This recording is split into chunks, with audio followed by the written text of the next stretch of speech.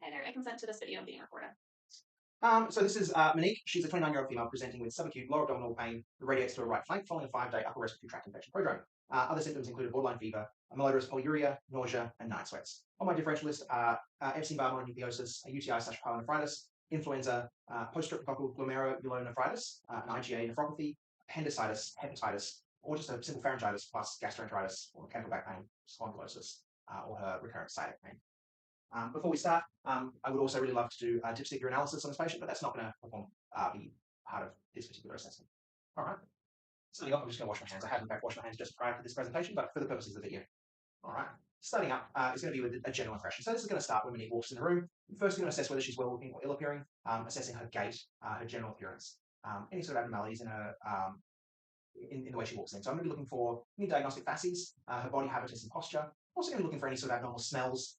So in particular here, that's going to be the smell of a UTI, so stale urine, or any sort of feculent breath. All right. Starting off, I'm going to inspect the hands. So a good way to start is going to be with just a handshake.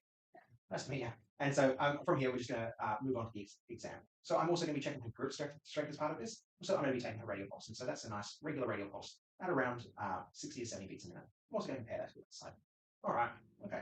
Moving on to the hands. I'm inspecting the palms of the hands for any sort of pallor or palmar erythema. Okay. All right. Turn the hands over. Looking for any Bouchard's or Hebridean nodes. Inspecting the nails for any leukonychia or any other nail abnormalities. I'm also going to be assessing for capillary recall at this time, so that's less than 1 second. Very normal. Okay. Moving on here, we'll be assessing for paratropia nodes. Not present on that side.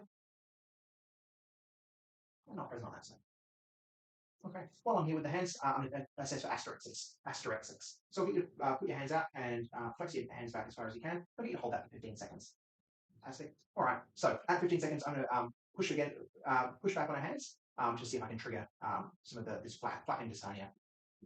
All right. All right. It's negative. You can relax your arms down for me. All right. Moving on to the head exam. So throughout any of the assessments that I'm doing, I'm looking for any sort of scars, lumps, bumps, abnormalities, any signs of infection, any discharge from anywhere. I don't note any of that. All right. I'm going to now palpate and any tenderness. I'm going to palpate the TMJ. Can I get you to open your jaw for me and close your jaw? And the temporal arteries. All right, moving on to the eyes. So looking for the sclera, particularly for signs of hepatitis or jaundice, which is not evidence at this time. I noticed the patient's also tracking my eyes, tracking me normally with their eyes. So I'm not going to be doing a neurological exam, but so far everything is looking quite normal there. All right. I'm also going to be looking for conjunctival pallor, which would be evidence of anemia. It's not present there at the moment. All right. Looking at my nose for me. Okay. All right. Look at the pen here for me. Okay, now look off into the distance and back at the pen. Okay, fantastic. So the pupils are equal to light. They've got a consensual reaction, and they are reactive to accommodation. All right, moving on to the ears. So again, just inspection of the ears, followed by gentle palpation. And I'm also going to pull down the pinna. Tenderness there might be indicative of otitis media. So inspection, palpation. I'm just going to pull down. All right, I'm going to do a whisper test now. So can I get you to block one ear for me? All right. Can you tell me what I said? Okay, and I'll get you to block your other ear. What did I say? All right. Okay. So I would then follow that with an inspection with an otoscope into the ear. So assessing both the ear canal as well as the tympanic membrane. Again, looking for things like inflammation, discharge. Want to see a nice opaque tympanic membrane with no evidence of fluid behind it or inflammation. All right. To move on to the mouth. So I'll open the mouth for me. Okay, thanks. I'm just looking at the light. Okay. So so free of inflammation. It's free from any swelling, nodes. All right, tongue out for me. Okay, perfect. Uvula's midline, I can see the tonsils aren't inflamed. All right. And there's a mild bite line, but otherwise completely normal. I'll get you to lift your tongue to the roof of your mouth. Perfect. Thank you very much. Okay. So while I'm here, I'm going to be feeling for submandibular lymph nodes as well as submental lymph nodes. Okay. None of them present. Okay. I'm also going to palpate and percuss the sinuses. So causing any pain? No? Okay, fantastic. All right. When I had the otoscope out, I would also inspect inside the nose. As it is, I'm just going to externally inspect the nose for any sort of irregularity or any signs of external disease. Okay. So Moving on to the neck. So I'll get you to say this, the phrase, you can't teach an old dog new tricks. You can't teach an old dog new Perfect. tricks. So assessing for evidence of hoarseness or any sort of slurred speech, or any sort of other abnormalities with speech. Okay, I'm now going to inspect the neck. Again, looking for any scars, swelling, any sort of abnormalities. I'm now going to palpate the trachea, find that it's midline, there's no tenderness there. No. Okay, all right. I'm going to measure that it's equal, and it is. Okay, and while I'm here, I'm going to get the patient to take a couple of deep breaths. Okay, so there's no sort of tracheal tug or any significant movement of the trachea with breathing. I'm also going to palpate the carotid arteries, paying particular attention to their character. Okay. Moving on to the supraclavicular lymph nodes, pay particular attention to the left-hand sentinel node. And the subclavicular lymph nodes. Okay. Moving to the back. Okay, so I'm going to be just starting off with inspection of the neck, the back, and the abdomen. And it all looks absolutely normal. So again, looking for scars, lumps, bumps, signs of inflammation or abnormalities there. I'll also get you to bend forward for me right now. Thank you very much. So I'm just looking for any sort of signs of scoliosis there, which I don't find. All right.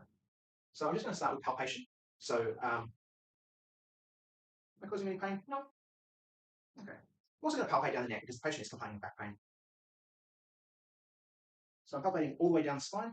While I'm here, I'm looking for any sacral edema, which is not present. Okay. Also, palpating the infravertebral muscles to see if those could be the source of any of her back pain. Any pain there? No. All right. Now I'm going to be auscultating the posterior chest. Nice deep breath.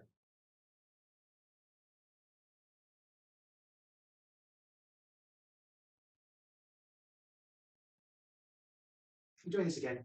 Every time I touch you with my stethoscope, you say the word B. B, B, B, B, B, B. All right. With that, I'm assessing for goffing, which would be evidence of consolidation. So that would be a E to A transition. All right. Now I've got the cusp, posterior chest. Getting a nice resonant sound that's equal on both sides. Now I'm going to test for tactile parameters. So I'll get you to say the phrase 99 for me. 99. 99. Perfect. So that's equal on both sides. All right. Well, yeah, I'm also going to palpate for any cervical lymph nodes. So that's going to be particularly important with the diagnosis of Epstein-Barr mononucleosis, which would often present with cervical lymphadenopathy.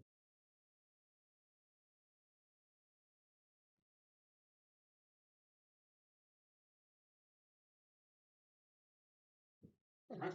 We're just inspecting the anterior chest. And so, again, looking for any rashes, lumps, bumps, redness, changes in color. All right. Now I'm going to palpate the anterior chest. Is this causing any pain? Mm-hmm. Any pain? No. Any pain? No. Okay, fantastic. I'm also going to get you to take a nice deep breath. Okay, that's normal. 4 to 5 centimeters of chest expansion. It's equal on both sides. I'm going to do that anteriorly and posteriorly. Fantastic. All right, I'm going to cuss the anterior chest.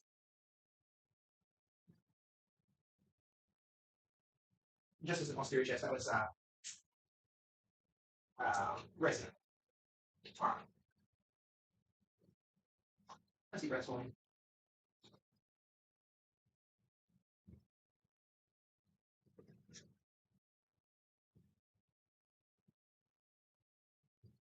Okay, that's equal vesicular sounds throughout, no adventitious sounds. All right, you're lying down 45 degrees for me. You're looking off to the right for me. And so I'm just going to make an estimate of jugular venous or central venous pressure through jugular venous pulsations. So utilizing a light, I'm going to find the point at which I see jugular venous pulsations. That appears to be about 2 centimeters, or even 1 centimeter, which would give a central venous pressure of about 4 centimeters. Okay, moving down, we're going to inspect the abdomen. Good boy, yeah. All right, and yeah, if you could pull your pants down as much as fine. Okay. As before, we're going to start with inspection. So check that it's equal on both sides. Looking for any evidence of hernias, any scars, rashes, as we have been from both the top and the side. All right. It's out of order as per most assessments, but I'm actually going to start by auscultating the abdomen before I do it.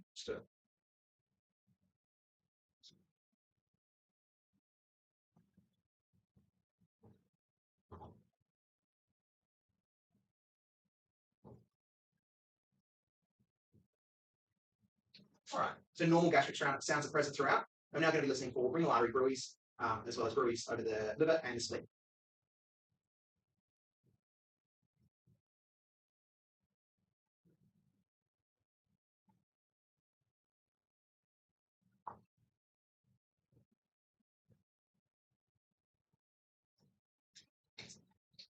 All right.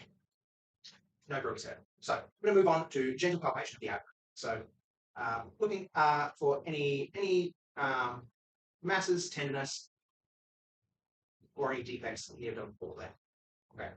Moving on to deep palpation. Does this cause any pain? Again, looking for any abnormal masses, any organs that shouldn't be there. Or any pulsations. Okay, wasn't tender? No. Okay, fantastic. All right, so I'm now going to attempt to measure the liver by percussion. So I get you to try and move your. Perfect. Thank you. All right, so starting high around the nipple line, the midclavicular line, I'm going to do quite firm percussion. All right, I've noted a change of note right around the flamingo's bum. All right, with light percussion, passing up again on the midclavicular line, and I note some dullness here. It gives us a 6.5 centimeter liver, which is lower than the normal range for a female. All right. Now I'm going to be just percussing the rest of the abdomen. Should be mostly tympanic because of the air in the gut. All right, fantastic.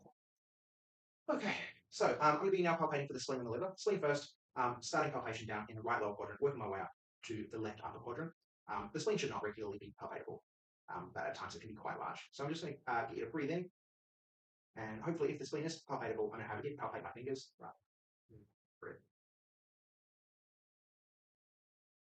And there's no spleen. Now I'm going to use a similar technique to palpate for the liver border. So deep palpation, I'm going to get you to breathe in, and I can feel the liver there as she breathes in quite deeply. Okay, perfect. And just feel the edge of it, and I'm sort of feeling for any lumps, bumps, any irregularities there. All right. Now I'm also looking for any pain on palpation at McBurney's point, which is 1/3 of the way between the iliac spine and the umbilicus.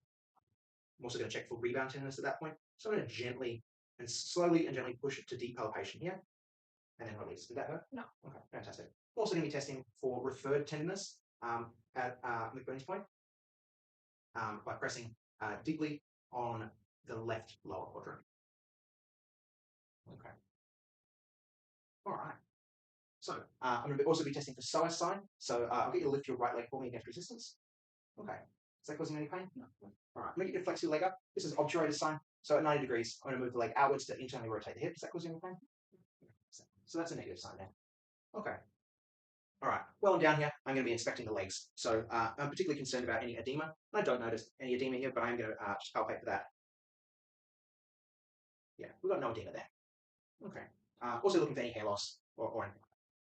Okay. Just swing around. I'll bring this down a little bit first. Yeah, I'm just going to bring this down. Okay, you're sitting on the bed. Okay, so we're going to be attempting to block the kidneys right now. So with my right hand on or just below the costovertebral angle, and my left hand with deep palpation here, I'm going to be attempting to cause the kidneys to move forward against my left hand. All right, and I'm not able to feel the lower pole of the kidney there. I'll do the same on the other side.